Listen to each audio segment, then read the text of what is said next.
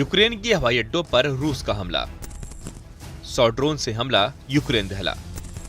रूस के हमले से यूक्रेन में फिर कोहराम मच गया। रूस के ड्रोन ने इस बार यूक्रेन की हवाई क्षमता को खाक करने का मन बना लिया है।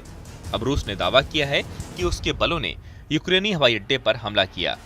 रिपोर्ट में कहा गया कि रूसी बलों ने यूक्रेनी सैन्य हवाई अड्डे के बुनियादी ढांचे पर हमला किया। ड्रोन ने यूक्रेन के प्रोडक्शन प्लांट्स और यूक्रेन सेनाओं के अस्थायी पोस्ट को निशाना बनाया।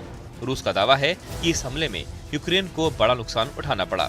वहीं यूक्रेन ने रूसी दावे को गलत ठहराया और कहा कि उसने रूस की कई मिसाइलों को टारगेट हिट होने से पहले ही ढेर कर दिया।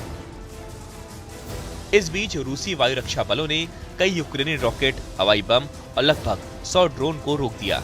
इसके अलावा रूसी बलों ने रूस के कुर्स्क क्षेत्र में यूक्रेनी लक्ष्यों पर हमला करना जारी रखा।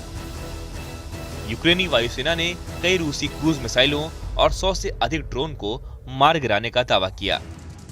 रूस ने सोमवार को दावा किया कि उसके बलों ने खार्किव क्षेत्र में एक बस्ती पर कब्जा कर लिया, जबकि यूक्रेन की सेना ने कहा कि कई मोर्चों पर लड़ाई चल रही है। रूसी रिपोर्ट के अनुसार पिछले 24 घंटों में उनके सैनिकों ने खार्किव जैसे कई दिशाओं में यूक्रेनी सेना के हमले को विफल कर दिया और टोपोली बस्ती को नियंत्रित करते हुए कई हमले किए।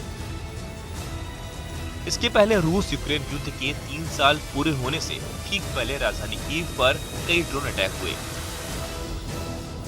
बताया गया कि ईरानी ड्रोन से यूक्रेनी शहरों और गांवों पर हमला करने के बाद ये सबसे बड़ा हमला है।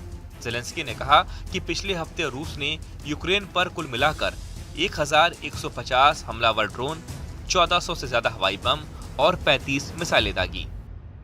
फरवरी 2022 में रूस ने यूक्रेन पर आक्रमण किया और देश के अधिक हिस्से पर कब्जा करना शुरू कर दिया। द्वितीय विश्व युद्ध के बाद यूरोप में इसे बड़ा संघर्ष माना जा रहा है।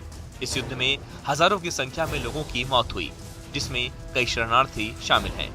एक रिपोर्ट के अनुसार 24 फरवरी 2022 को जंग की शुरुआत के बाद यूक्रेन के 11% जमीन पर रूस ने कब्जा कर लिया।